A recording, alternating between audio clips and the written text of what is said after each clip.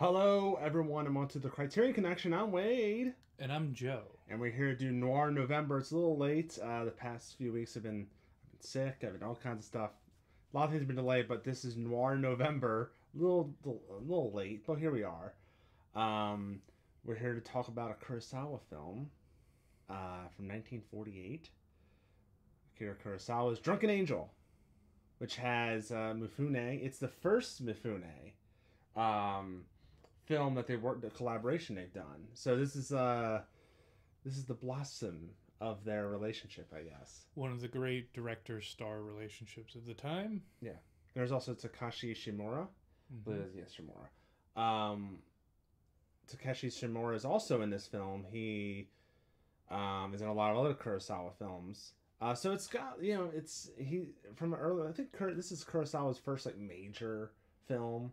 Other stuff I know he's in some TV movies or something like that. This is his first kind of breakout film before he did all the samurai stuff. And this is pre-Rashomon, pre-Seven Samurai. So this is Mifune. I think this may be his early career too. Mm-hmm.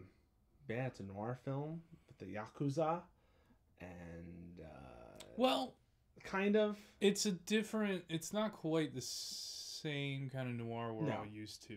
It's very. It's not like a hard-boiled noir film, but it does have those. It has the elements that you're looking for.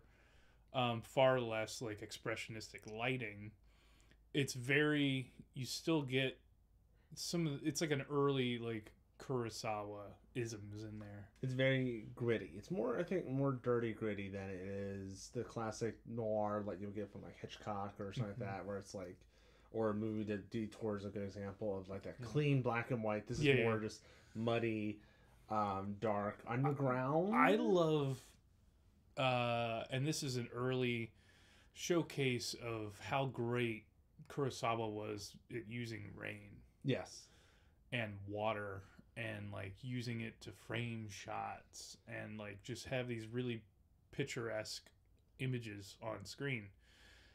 It's not quite full bore perfect Kurosawa-ness, but you see it. You see it. It cracks through. You see the seeds there, and there's these great ways he's framing shots, blocking shots with the actors. You could tell he's bound for greatness. Yeah, he's on his way. He's very much on his way, and this film is a really interesting one. It's kind of a tale of the classic devil and angel on each shoulder, because you have the drunken angel, who is Dr. Sanada, played by Shimura, and he is he's just a doctor. He has a drinking problem. Yeah, he's quite the drinking problem. He's a bit of a drunkard, but at the same time, it's very much shown that he cares a tremendous amount about people, and it just comes off as he comes off very sour and annoyed and constantly frustrated, but it's because he cares so much, especially about all of the people and patients that he deals with. Especially for Mifune. I forget what his actual character name is in the film, but he has tuberculosis. Yeah. And the devil on his shoulder is a Yakuza boss, Okada. I believe it's Okada.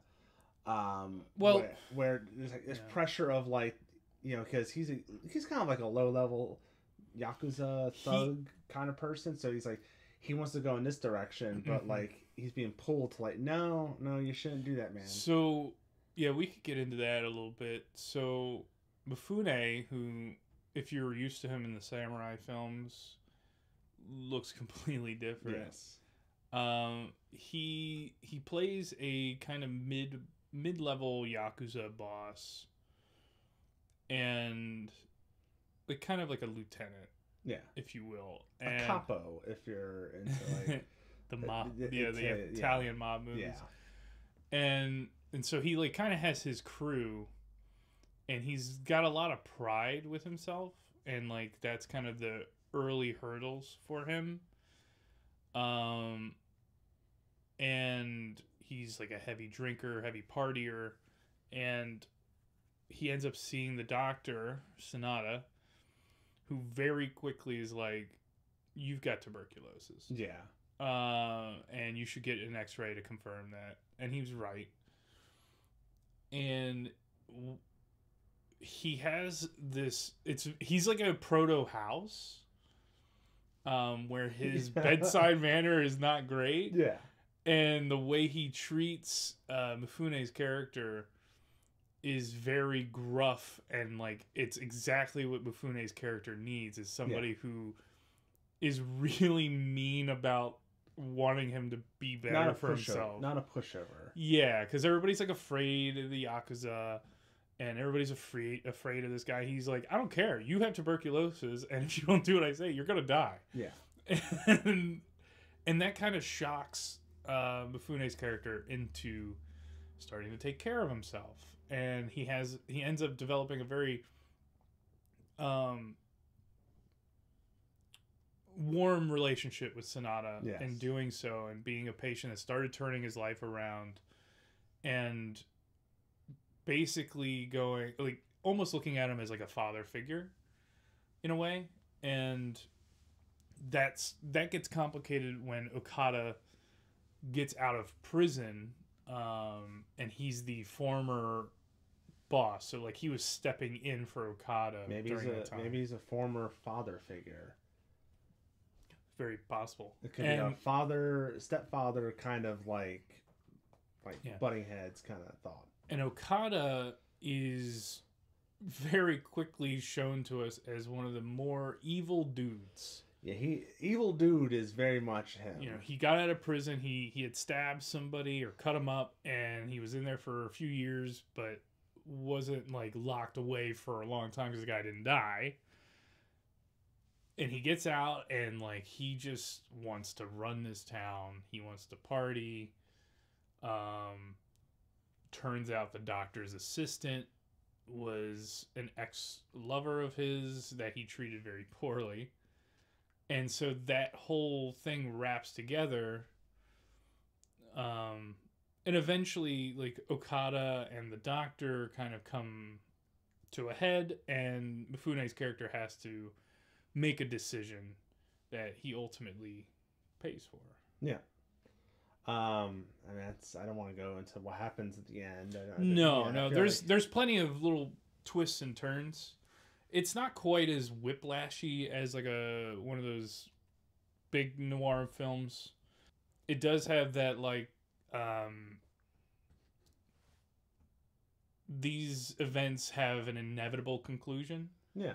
That you get in a lot of those noir and neo-noir films. Yeah. So it's Kurosawa. You got the cinematography, the direction, the actors, the players. You got everything. Oh, I love the and we hadn't even mentioned it yet. The use of interludes, kind of like how you remember. This is a weird connection. There's something about Mary with the band playing a song. Oh yeah, you have an element of that in this film where they have that man who sits near the clinic or the doctor's office, and he just plays his guitar. And one of the great sequences is when Okada gets out of prison, and he's like, "Give me the guitar," and he plays a different song. Yeah. And it's so like haunting. It's so good. It changes the mood of the movie. Yep. That is your second act. Yeah. Starting right there. Yeah, it's a very interesting Kurosawa film. It's very different, but very same with him. Mm-hmm. I guess the big question is, in the general audience, would you recommend it? I would. I think it's a very good movie. It's a Kurosawa film, so that's kind of base level. It's shorter than most Kurosawa films. It's like 89 Yeah, shorter minutes. than we come to find. It ain't no Seven Samurai. Yeah, but it's a pretty compact and an interesting story. I mean, there's certainly moments where you're like, I wonder where this is going. It feels like it might be dragging, but I think it all works out in the end. I think it really sets things up well. I agree. I'd also recommend it to the general audience. It's probably the most digestible Kurosawa. I'm not saying Kurosawa films are very hard to digest. They're not like a David Lynch Mm-hmm. or a Cronenberg. It's not like that. It's very accessible. That's more of what I'm looking for. It has a lot of American, like things that translate well with American audiences. There's a lot of that, like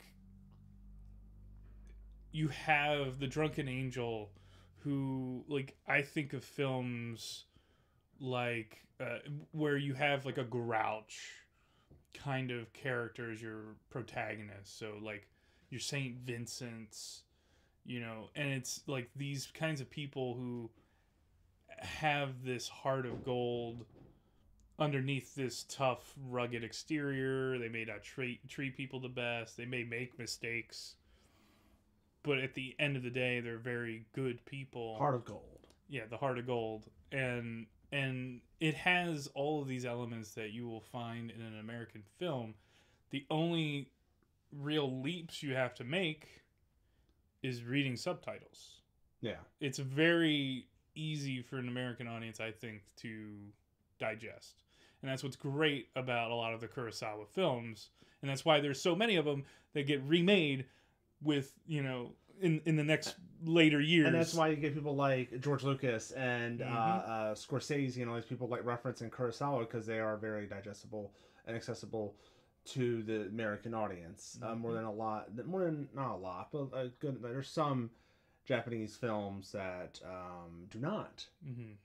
Japanese, German, French, foreign films. Yeah. They just don't, you know, like click with people. But I think it's more of like Kurosawa uses like the universal language of cinema, right? I mean, it's not, that's not incorrect. It's very much like it's something that anybody can tap into and understand. Yep. So that's our thoughts on Drunken Angel. Let us know in the comment section below what you think about Drunken Angel. What's another Kurosawa film we have not done yet? There's still a lot more we haven't done. We haven't done High and Low. Mm-hmm. We haven't done The Bad Sleeps Well. Ron. We haven't done Ron. There's a lot we can do. So let us know in the comment section below.